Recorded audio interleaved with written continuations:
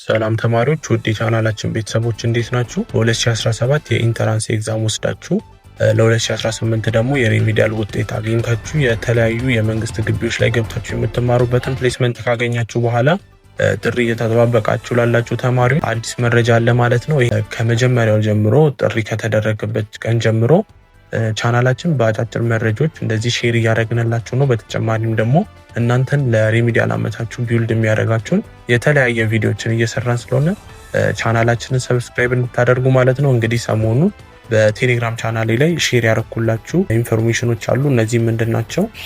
ጥሪን በተመለከተ ሼር አድርጌላችኋለሁ ማለት ነው። እንግዲህ ብዙዎቻችሁ ቴሌግራም ቻናላችንን ጆይን ስላላረጋችሁት በዩቲዩብም ለዛ ነው እንግዲህ የመጣ ነውና አሁንም ጆይን እንድታደርጉላችኋለሁ ማለት ነው። ስለዚህ ሰሞኑን የተጠሩ ግቢዎችን ሊስት ማድረግላችሁ ይሆናል። በመጨረሻም ደግሞ ለምንድነው እስካሁን ድረስ የአንዳንድ ዩኒቨርሲቲዎች ጥሪ የቆየውና እነዛ ዩኒቨርሲቲዎች ደግሞ እስከ መቼ ድረስ ነው የሚጠሩት የሚለውን ሪዝን በመጨረሻ የምናየው ማለት ነው። ስለዚህ ቻናሉ ሰብስክራይብ እንድታደርጉ፣ ቪዲዮን ደግሞ ከተመቻችሁ ላይክ እንድታደርጉ፣ እንደዚህ አይነት ፈጣንና አዳዲስ መረጃዎች የምታገኙበት ቻናል ስለሆነ ሰብስክራይብ እንድታደርጉ።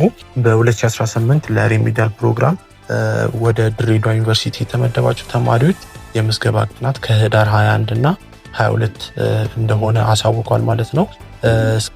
በሚያስፈልጉትን ማቴሪያሎች እና ፎቶ በተጨማሪም ደግሞ የአንሶላ አልጋ ልብስና የስፖርት ትጥቅ እንደተለመደው እንድታሟሉ አሳውቋል ማለት ነው። ነገር ግን ከመሄዳችሁ በፊት እስከ ህዳር 16 ድረስ በማስቀምጥላችሁ ሊንክ ቴሌግራም ቻናላችን ላይ ጆይን ካረጋችሁ የምታገኙት ሊንክ አለ።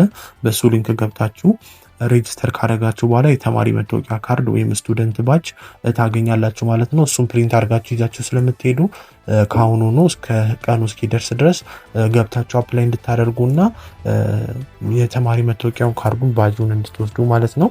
ሌላኛው ደግሞ ጥሪ ያደረገው ዩኒቨርሲቲ ኦዳ ቡልቱም ሲሆን ይሄም በኦዳ ቡልቱም የተመደባችሁ የ2018 የሪሚዲያል ተማሪዎች የምትገቡት በቀን 25 ህዳር 25 እና 26 እንደሆነ አሳውቋል ማለት ነው። ስለዚህ ክላስ የሚጀምረው በ29 ስላሉ ከዚህ ቀን በፊት ወይም ደግሞ በኋላ የሚገባ ተማሪ ስለማያስተናግዱ ኦዳ ቡልቱም የተመደባችሁ በዚህኛው ቀን ነው የምትገቡት። በቀጣይ ደግሞ ቦረና ዩኒቨርሲቲ ሲሆን በቦረና ዩኒቨርሲቲ የተመደባችሁ 2018 የሪሚዲያል ዩኒቨርሲቲ ተማሪዎች ከዚህ በፊት ጥሪ እንዳደረገ ይታወቃል በህዳር 3 እና 4። ነገር ግን አሁን ተጨማሪ ቀን አድርጎ በ8 እና በ9 ህዳር 8 እና 9 በድጋሚ ጥሪ አድርጓል ማለት ነው። ስለዚህ ሌሎች ተማሪ በተለያየ ምክንያት ቀኑ ያለፋችሁ ቦረና ዩኒቨርሲቲ እስከ ህዳር 8 እና 9 መግባት ትችላላችሁ ማለት ነው። በተጨማሪም ደግሞ ሌላኛው መረጃ ጂንካ ዩኒቨርሲቲ ጥሪ እንደተደረገ ባለፈው በቴሌግራም ቻናሌ ላይ አስታውቂያችሁ ነበር እና በተጨማሪም ደግሞ የተራዘመ መሆኑን አሁን ላይ መረጃዎች ወጥቷል ማለት ነው። ይሄ ምንድነው? የጂንካ ዩኒቨርሲቲ ሪሚዲያል ተማሪዎች መራዘምን በተመለከተ ሲሆን ይሁን እንጂ በህዳር በ2 እና 3 እንድትገቡ ተጠርቶ የነበረው የጂንካ ዩኒቨርሲቲ በአንዳንድ ምክንያት ጊዜ መራዘም ሆኗል ማለት ነው። ለተወሰነ ጊዜ የተራዘመ መሆኑን ገልጿል ማለት ነው። ምክንያቱም ያው ብዙዎቻችሁ እንደምታውቁ አሁን ላይ ትንሽ ወረርሽኝ እንደ ኮሮና አይነት የሆነ በሽታ እንደተነሳ ሪዝኑንም ስላስቀመጥኩላችሁ ቴሌግራም ቻናሌ ላይ ገብታችሁ ማየት ትችላላችሁ ማለት ነው። ስለዚህ የጂንካ ሪሚዲያል የተመደባችሁ ተማሪዎች ለጊዜው እንደተራዘመ አሳውቋል ማለት ነው። ስለዚህ በትዕግስት እንድጠብቁ። በመጨረሻም ደግሞ ጥሪ ያደረገ ዩኒቨርሲቲ በሰሞኑ ደባርቅ ዩኒቨርሲቲ ሲሆን በህዳር 25 እና 26 በሪሚዲያል ተማሪ በደባርቅ ዩኒቨርሲቲ የተመደባችሁ እንድገቡ አሳውቋል ማለት ነው። ስለዚህ የዛሬው መረጃችንን ይመስል ነበር። ፈጣን መረጃና ታማኝ መረጃዎች የምታገኙበት ስለሆነ ቻናላችንን ሰብስክራይብ እንድታደርጉ። ብዙዎቻችሁ ቴሌግራም ቻናላችንን ጆይን ስላላረጋችሁ የአሁኑን ኢንፎርሜሽን ከተለቀቀ ኦልሞስት 2-3 ቀን ሞልቶታል።